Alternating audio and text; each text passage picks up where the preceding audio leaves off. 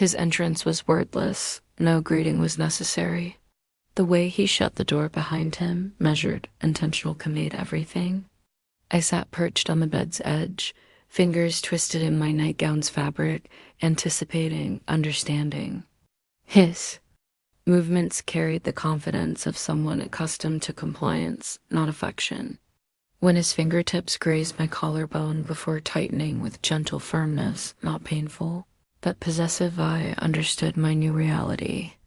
That evening, as he claimed what he believed was rightfully his, questions were never posed because he assumed I had no right to refuse. If this opening moment captured your attention, please hit that like button. It shows us you're engaged with our content. And if narratives that start in quietude but evolve into something profound resonate with you, consider subscribing. More stories await your discovery. Wedding fantasies are universal among young women. I once harbored such dreams too. Not visions of sparkle and silk, but memories of my mother's gentle humming as she mended a pristine curtain beside our window, her delicate fingers threading the needle with elegant precision. "The gown isn't what matters, Evelyn," she would tell me. "It's the commitment you make while wearing it." That curtain adorned our kitchen for 16 years. It was my closest encounter with bridal veils. I treasure the memory of her warm touch. On that final morning at home, despite her cold skin from medication and eyes dimmed by sickness, she cradled my face tenderly, searching my features as if seeking the girl I'd been before everything shattered. She never said, "Stay." That wasn't her nature. Instead, she pressed a silver band into my hand and whispered, "Do whatever you must, but remember your true self." I've worn that ring ever since. This union wasn't born from romance. It emerged from compassion, whether his or mine remains unclear. Christopher Alden's reputation preceded him like an engraved signature on steel. He entered our world under the pretense of preventing our home's foreclosure. Mother's illness had consumed more than her memories. It had drained our finances completely. Christopher, ever pragmatic, presented his conditions, straightforward, emotionless, calculated. A private ceremony, a 12-month arrangement, no. Obligations beyond the written agreement. I agreed because it was our only path to avoiding homelessness. Because my younger brother still believed I could fix everything. Because sometimes dignity isn't loud, it's quiet, burdensome, and built from sacrifice. I arrived at his property the evening before our ceremony. The mansion exceeded my expectations, not garishly extravagant, but imposing. The type of residence where silence takes form and every chamber holds memories you weren't present for. Marble flooring, soaring ceilings, portraits that seemed to observe. A crystal chandelier suspended in the main hall resembled countless crystallized tears. My assigned guest quarters carried the faint aroma of cedar and lemon polish. Everything appeared immaculate, vacant, as though tears had never been shed within these walls. That night, I sat on the bed's edge wearing Mother's vintage nightgown, tracing the embroidery she'd once stitched into the hem her initials, not mine. She always said, "Every woman surrenders part of herself when she loves someone. Just ensure you preserve a piece." I clutched that piece as if it could sustain my breathing. Our wedding wasn't held in a chapel or a rose-filled garden. It took place in a library surrounded by towering bookshelves and dust-scented stillness, with a justice of the peace who appeared more weary than blessed. Christopher wore his suit like protective armor. I donned a dress my mother had altered from a forgotten gown found in a neighbor's storage. It was cream-colored rather than white, and the fit was imperfect. We exchanged no personal vows. We barely acknowledged each other's presence. When I spoke, "I do," it sounded meaningless while meaning everything. He remained silent throughout. That evening, I anticipated his arrival. Not from desire or readiness, but because that's how such stories typically unfolded: quiet, legal submission. I'd read enough of these tailies in worn paperbacks on our home shelves. Brides purchased in silence by obligation, bedrooms transformed into power struggle arenas. I positioned myself at the bed center, knees drawn up, waiting. My palms were damp, my breathing shallow. The quiet grew so intense I could hear my pulse. Then the door opened. Christopher appeared neither angry nor eager. He simply entered as if completing a scheduled task. His gaze swept the room, avoiding me. His eyes were gray, not oceanic or stormy, but stone-like, unreadable, unmovable. He paused near the opposite armchair and spoke only once. "You'll rest here tonight. I'll remain in the West Wing. This marriage serves its purpose, nothing more. You're indebted to me for nothing." Then he departed. The door closed with the finality of sealed silence. I didn't weep. Not that evening. Not even when the full weight of my decision pressed against my chest like a stone slab. I reclined against pillows too soft and foreign, staring at the ceiling where a solitary light flickered weakly, casting shadows that stretched across the molding like grasping fingers. I pressed the silver ring against my chest, embedding it into the skin above my heart, remembering how my mother had looked at me that morning, concerned, proud. I whispered into the darkness, "If this is honor, why does it cause such pain?" Wedding dreams are universal among girls. Mine wasn't a dream. It was a beginning carved from necessity, clothed in silence. But even such beginnings can transform. Even stone can warm under caring hands. And perhaps, just perhaps, so could. Heat up the morning following our wedding. I woke before sunrise. Old patterns, I suppose. When you've spent most of your life rising early to prepare breakfast for a mother too exhausted to stand, your body forgets how to rest, even when the world expects it. The guest room remained still and hushed, bathed in silver light from the window. Outside, mist clung to the trees like hidden secrets. The bedsheets smelled of starch and lavender, but the room's air tasted faintly of emptiness, as if it hadn't truly belonged to anyone in years. I pulled a sweater over my nightgown and stepped barefoot into the corridor. The estate was eerily quiet. Every wooden floor creak echoed like spoken thoughts. The walls displayed oil paintings in golden frames, women in silk gowns, men with steely gazes. I wondered if they were Christopher's ancestors. They appeared unwelcoming to strangers, and I felt like one. I wandered toward the kitchen, driven more by instinct than intention. The aroma of fresh coffee lingered faintly, recent but fading. Someone had risen before me. I expected to encounter staff, a maid or butler perhaps, but found no one. The kitchen was spacious and modern, yet somehow lacked warmth. Chrome fixtures, marble surfaces, the kind of curated elegance that belongs in magazines rather than family homes. Still, I found comfort in small details. The wall clocks ticking, the way sunlight poured across the floor in slow golden bands. On a narrow shelf above the sink sat a small ceramic jar, hand-painted, chipped along its rim. It reminded me of one from our old house where Mama stored lavender and sugar cubes. I reached up and gently lifted it, turning it in my hands. Beneath it, I discovered a small folded cloth napkin, embroidered initials, faded but familiar. My heart stumbled. This wasn't mine. This belonged to my grandmother. I returned to the hallway, now driven by something deeper than curiosity. I followed the corridor to a quiet corner housing a tall wooden cabinet. Inside, behind glass, were more keepsakes. China sets, photo frames, vintage books. One spine caught my attention. Whispers in the Orchard by Lenora Banks. I froze. My grandmother had owned that identical book. It contained her notes in the margins, written in tiny blue cursive. I carefully removed it from the shelf and opened it. There they were, her words. This had been her house, I remembered now. I was 6, perhaps 7, the last time we'd visited my grandparents here before they sold the estate and relocated south. Mama said the family had encountered financial difficulties after my grandfather's business collapsed, forcing them to surrender the house. I hadn't recognized it until now. It had been altered, remodeled, modernized, stripped of its soul, and repainted with quiet wealth.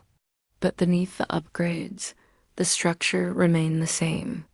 The window shapes, the staircase's ribbon-like curve. Even the third floorboards creak from the kitchen still whispered my name. I stood in the house that once belonged to us. I confronted Christopher that evening.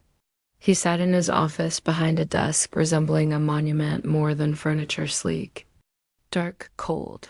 He was reading something on a tablet, his jaw set in that familiar way, as if preparing for an invisible war. "Why didn't you tell me this house belonged to my family?" He looked up slowly, calmly, as if I'd asked about weather conditions. I didn't think it was relevant. "It's relevant to me," I said, my voice low but steady. "This was my grandmother's. My mother grew up here. I played on these floors as a child, and now I'm here again like some tenant in my own story." He set the tablet down. "I purchased this property 10 years ago. It was listed through auction. No names were attached. I didn't know the connection until I saw your eyes in the hallway the first day you arrived. They resemble hers." I stared at him, uncertain if this was a compliment, accusation, or simple fact. He stood and moved to the window, hands in his pockets. "I didn't bring you here to cause pain, Evelyn. If I could have handled this differently, perhaps I would have. But the truth is, I needed someone who wouldn't recoil from silence. This house, it's beautiful, but it hasn't been alive in years." "Then why keep it?" I asked. "Because some debts," he said, turning to face me, "can't be settled with money." That night I sat on the bed's edge again, but it felt different now. I wasn't in a stranger's house anymore. I was in a memory, a shadow, a place that had once held my laughter and now held my secrets. And for the first time I wondered, had Christopher brought me here to fulfill a contract or to return something he thought he'd taken? The difference was subtle, but it might be the thread from which everything would unravel. Silence isn't static. It moves with you, follows you from room to room like a draft through an old house. I once thought silence was something you escaped, but living with Christopher taught me otherwise. Silence here was a language, and he spoke it fluently. 3 weeks into the marriage, I still hadn't shared a proper meal with him. Not once. He'd depart early, return late, always suited with collars still perfectly crisp, as if emotion had no place in his day. His office door remained closed. His phone never rang. He was technically present, but never truly arrived. Yet I found myself drawn to him. Not in the romantic way women are attracted to broad shoulders or sharp jawlines. I was drawn like a moth to a room with one flickering lamp behind frosted glass, not quite light, not quite dark, just waiting. It was the drawer that changed everything. I didn't intend to open it. Honestly, I didn't. I was dusting, that was all. The housekeeper, Greta, had taken several days off to visit her son in Ohio, and in a strange twist of domestic instinct, I found myself reaching for the duster like my mother once did, as if wiping. Down picture frames would help me feel less like a visitor in my own life. Christopher's study was austere wood, leather, sharp lines. The fireplace hadn't been lit in what appeared to be years. On his desk sat 3 pens arranged with surgical precision, a single notebook with no visible creases, and a framed photograph turned face down. The second drawer from the left was locked. Just that one. A small thing, I know. But when everything else in his world was so open, so visible, the lock sang louder than any open door, and so I inquired. "I was cleaning," I said over dinner that night. Our first meal eaten in the same room, though not side by side. He was seated across the long dining table, a flickering candle between us, making his expression unreadable. I noticed one of the drawers in your office was locked. He paused mid-cut of his steak, looked up. I forced a small smile. Curiosity isn't a sin, is it? In this house, he said evenly, it depends what you do with it. There was no anger in his voice, but the air around us thinned just enough to notice. I didn't touch it, I said quietly. I just wondered. He didn't respond, but he set his fork down gently. Then he said, that drawer holds the only thing in this house I've never tried to forget. And that concluded dinner. Later that night, I passed his office. The door was ajar. I shouldn't have looked, but I did. Christopher was seated behind the desk, the locked drawer now open. Inside, I glimpsed a photograph, worn at the corners, edges curling like paper left in rain. His hand hovered over it, fingers trembling slightly before curling into a fist. He didn't notice me. I walked away before he could dot, and for the first time, I wondered if the man I married wasn't hiding power, that pain. The next morning, he left early again, and I went into the office. The drawer was closed, still locked, but the photo, it was gone from the desk. In its place sat something else. A small card folded once with my name, written in ink the same shade as the sky before a storm. Evelyn. I hesitated, opened it. Inside, 2 sentences, nothing more. Her name was Elise. We were engaged once. I don't speak of her because I don't know how to grieve something I chose to walk away from. I sat back in the chair, the letter trembling slightly in my hands.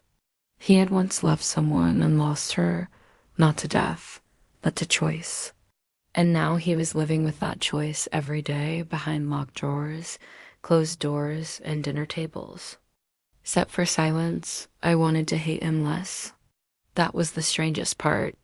I'd expected a cruel man, a cold man, the kind who used a woman's name as currency, her body as payment for kindness never promised.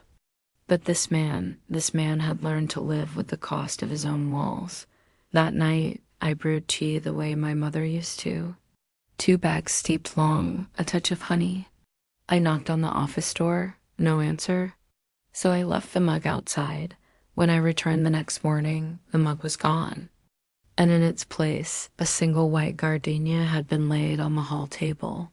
The drawer was still locked, but something inside us both had opened, even if only a sliver. When I was a child, my mother taught me how to prune a rose bush, not with gloves, but with patience. You have to know what to cut, she'd say, her hands weathered and bare, moving with surprising tenderness through the thorns. Some things look like they're alive, but they're only holding the rest back. I remembered that lesson the morning. I found him in the garden. It wasn't a garden in the usual sense, not a place of fresh bloom or bright joy. It sat in the farthest corner of the estate, tucked behind the west wing, where the trees grew taller, older and heavier with time. No one ever mentioned it. I found it by accident, chasing the distant sound of a spade against soil. When I stepped past the hedge, the world changed. The estate's manicured perfection gave way to a raw, forgotten silence. And in the middle of it, kneeling among thorns and roots, was Christopher. No suit. Number steel mask, just a man in rolled-up sleeves. Dirt on his palms, sweat at his brow, tending to what looked like a patch of stubborn undergrown roses. He didn't see me at first. He was humming low, quiet, nearly imperceptible. It wasn't a song I recognized, but it stopped me cold because never once in 3 weeks had I seen him smile. And now, with soil under his nails and sunlight catching the edge of his cheek, he looked almost gentle. He caught sight of me eventually, straightened slowly. His voice was rough with surprise. You're up early. I crossed my arms. You're gardening. A shrug. It's less complicated than people. That's not what most people say. Then most people have never met enough people. His smile was dry but real. I stepped closer, eyes skimming the bare stalks. These look dead. They're not, he replied, reaching for a small sprout with new buds.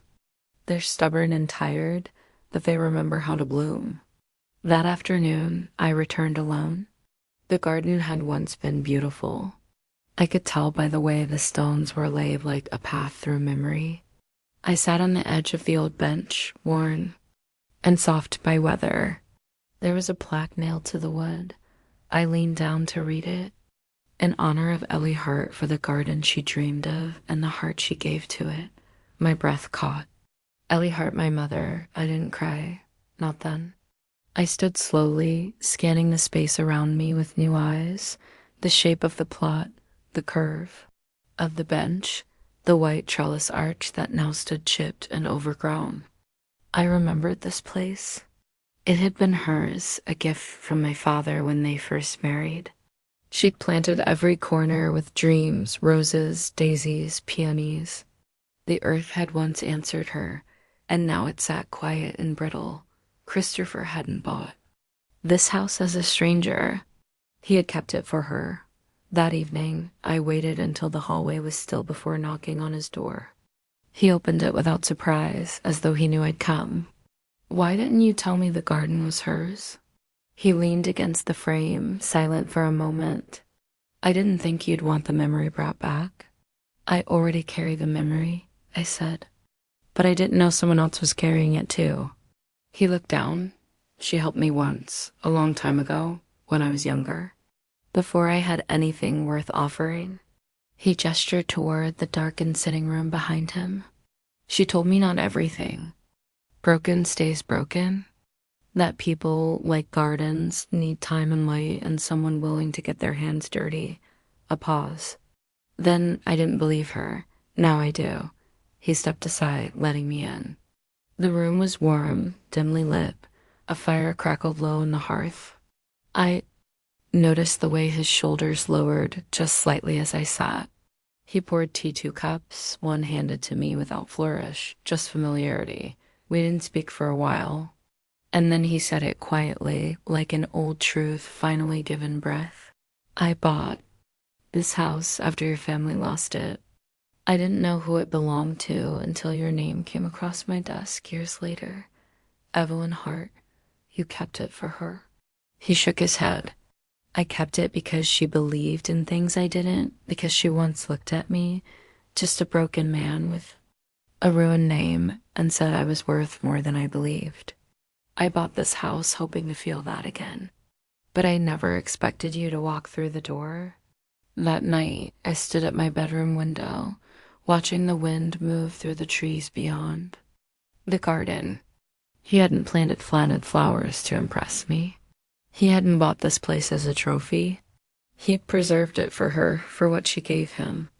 And perhaps now, for what I might give myself permission to feel. I still didn't know if I could love him.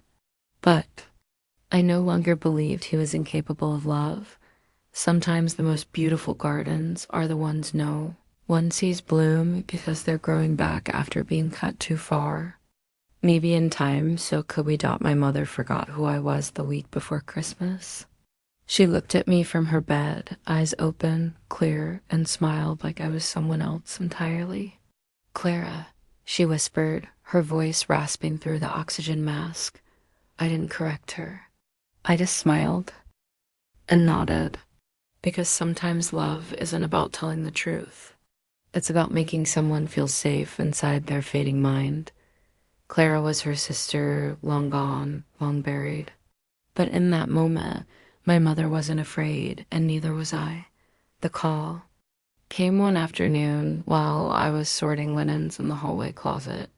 The nurse's voice was soft, practiced. She's been asking for you. I took the next train home. The town looked smaller than I remembered. Winter dulled the houses to the color of old paper, and the trees looked like skeletons frozen in prayer. When I stepped off the platform, the wind sliced through my coat like it had something to prove. Christopher offered to drive me. I hadn't asked. I found him by the kitchen window the night before, hands wrapped around a mug of untouched coffee, staring out into the garden like it could speak. I said I needed to go. He nodded once, and the next morning he was waiting with the car warmed, gloves already on the seat beside him. We didn't talk much during the drive, but at one point he reached over and turned the heat toward my side without saying a word. That was enough. She was smaller than I remembered. My mother's face had shrunk into itself, her cheekbones more pronounced, her hands paper thin. But her eyes, when they met mine, still carried the soft defiance that raised me. "You look tired," she said. "You look beautiful," I answered. She smiled. Liar. And for a second, I almost forgot she was dying. Christopher stayed at the house, not in the spare room, but in the living room on the old couch that still dipped in the center from years of use. He made tea every morning, folded the laundry, shoveled the walkway when it snowed. He didn't ask what he could do. He just did things. One morning, I found him at the dining table with my mother, reading aloud from a book she could no longer hold. His voice was low, even. She was smiling. Later that day, she told me, "That man loves you, you know." I shook my head, laughing softly. "No, he doesn't. He's just kind." "Don't be foolish," she said, eyes sharper than I'd seen in weeks. "A man who makes tea, reads poetry, and doesn't run when things get ugly. He may not know it yet, but he's halfway in." On the third night, I couldn't sleep. I sat on the back porch, wrapped in my father's old coat, staring into the trees where the moonlight made ghosts of the branches. The cold bit at my knuckles, but I didn't care. I felt hollow, worn, like I'd been poured out slowly over the past year. Christopher came out a few minutes later. He handed me a mug of tea steeped just right, honey, not sugar, and sat beside me without a word. "I don't know how to do this," I said after a long pause. "Let her go. Watch her leave piece by piece." "You don't," he said quietly. "You just stay." I looked at him, and for the first time, he didn't look composed or distant. He looked tired, like he'd lived this kind of sorrow before. "Who did you lose?" I asked. He didn't answer right away. Then finally, "My mother, years ago." Not like this, but it was slow. Not in the body, but in the way she looked at me, like I wasn't her son anymore. Like I'd become someone else she couldn't recognize. He took a long breath. I didn't stay. I left when it got hard. I told myself business needed me, but truth is I was afraid, and now I stay. The next morning, she called me by my name just once. "Evelyn," she whispered as I adjusted her blanket. "I'm glad you married him." I looked down, surprised. "Why?" She smiled weakly. "Because he doesn't speak like someone who owns you. He moves like someone afraid to lose you." Her hand brushed mine, cold but firm. "You belong to yourself, sweetheart. But if you ever decide to belong to someone else, make sure they know the difference." She passed quietly 2 nights later. No drama, no gasping, just one long breath that never circled back. I was holding her hand. Christopher was in the hallway, giving space without being far. The nurse asked if I wanted time alone. I said no. Instead, I sat on the edge of the bed, head on her chest, letting the silence settle into my bones. I didn't cry, not then. Grief for me always came like rain that waited until after the storm. We buried her 2 days before Christmas. The funeral was small, just close friends, some neighbors. The church bells rang hollow, like a memory that no longer fits inside your chest. Christopher stood in the back, dark coat, gloved hands folded. He didn't speak during the service, didn't approach me until after the others had left. Then he handed me something, a folded cloth napkin, faded, old. "It was your grandmother's," he said softly. "I found it in a box in the estate. Thought you'd want to keep it." I nodded, unable to speak. As I turned to walk away, he touched my shoulder, not hard, just enough for me to stop. "You don't owe me anything," he said. "I know. But I'd like to earn whatever comes next if you'll let me." That night, I sat in my childhood bedroom, wrapped in a quilt my mother had sewn from old dresses and curtains, and finally let the tears come. Not just for the woman I'd lost, but for the strange, quiet man who had shown me that sometimes staying is the bravest thing a person can do. Grief is a strange kind of silence. It doesn't come all at once like thunder. It arrives in pieces between cups of tea gone cold, the closing of a door that used to creak, the quiet of a house that still smells like someone who no longer breathes inside it. After the funeral, I stayed behind for a few more days. Christopher didn't press. He simply offered to wait, then waited without asking for updates. He cleared the snow from the front steps each morning, restocked the firewood pile, and made sure my little brother's coat still fit. He did it without expecting a thank you. And that was what undid me. It snowed the morning I came back to the estate. Not a blizzard, just a gentle dusting. The kind that mutes the world and makes everything feel like it's holding its breath. I stood at the threshold of the grand foyer, suitcase still in hand, unsure if I was arriving home or simply returning to a contract. Christopher was waiting near the staircase. He didn't say welcome back. He didn't smile, but he took the suitcase from my hand and carried it upstairs. Like it was the most natural thing in the world, that sometimes love doesn't look like affection. It looks like effort you didn't have to ask. For my room was just as I left it, unchanged, unbothered, except for one detail. The small photo frame on the nightstand. It held a picture I'd never seen. My mother in the estate's old garden. Hair pinned up, sun in her eyes, laughing at something behind the camera. I turned it over. A note was taped to the back. Found this in a box in the attic. She should always be in the room. No signature. I didn't need one. I found him in the study that evening, standing by the fireplace with a book in hand, but unread. His expression was somewhere between thought and fatigue. I hesitated at the doorway. I wasn't sure if I should come down. He turned. "You live here." "Do I?" He looked at me for a long moment, then almost too quietly, "Yes, you do." I crossed the room and sat in the chair opposite his. My hands curled around the edges of the fabric like I needed to hold on to something. He didn't speak, and neither did I, but the quiet between us had changed. It didn't feel like absence anymore. It felt like space, room for something else to grow. "I'm not who I was before she died," I said after a while. "I don't know if I'm anything yet." He set the book down. Grief reshapes people. It doesn't ask permission. "I don't want to forget her." "You won't." "How do you know?" "Because I still remember mine." There was no tremble in his voice. No self-pity, just truth laid bare like winter branches against sky. He rose, then walked toward me slowly, stopping just short of arm's reach. "I don't want to overstep," he said. "But if you need," his voice faltered just a little, "someone who's not afraid to stay in the dark with you." I stood, not because I had the words, but because I didn't. I crossed the space between us and laid my head gently against his chest. His arms moved around me, tentative at first, like he was remembering how to hold someone, then firmer, warmer, like he didn't know he needed it too. We stayed like that for a long time.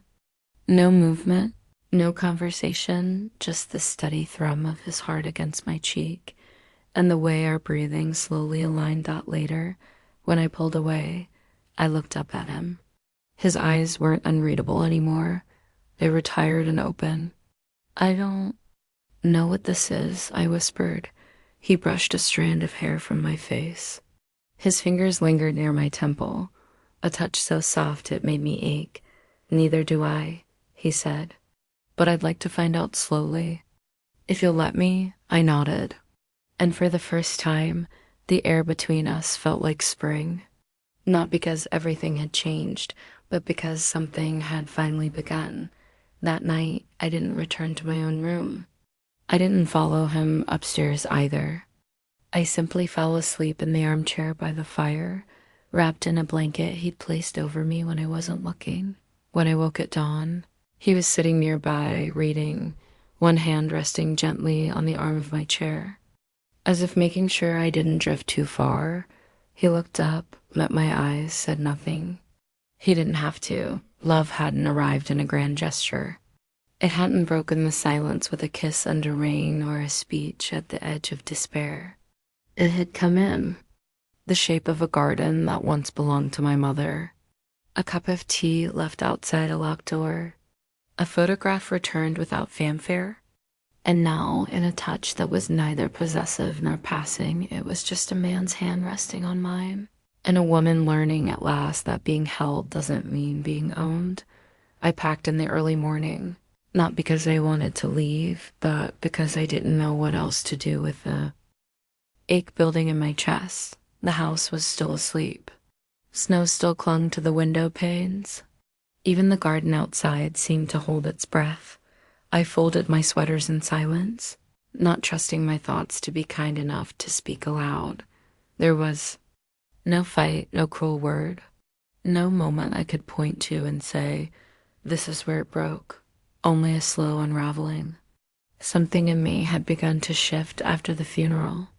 Grief has a strange way of hollowing you out, and sometimes you mistake the space it leaves behind for freedom.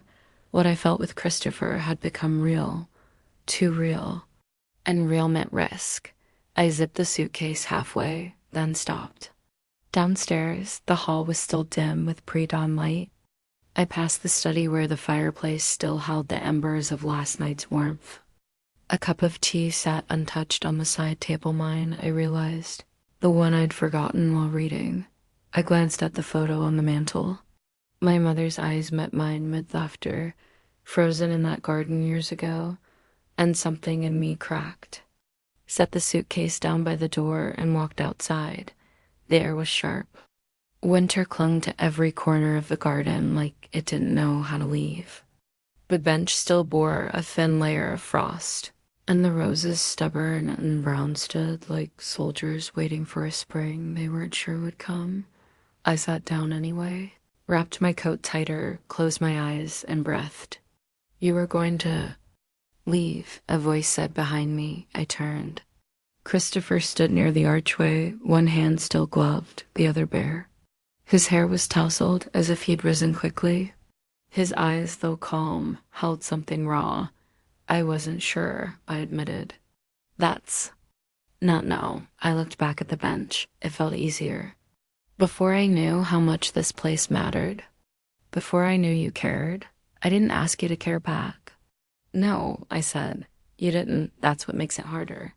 He stepped forward. You're afraid. I laughed soft, bitter. Of course I am. Afraid to belong to something again, to someone. What if I give you everything I have left and lose it too?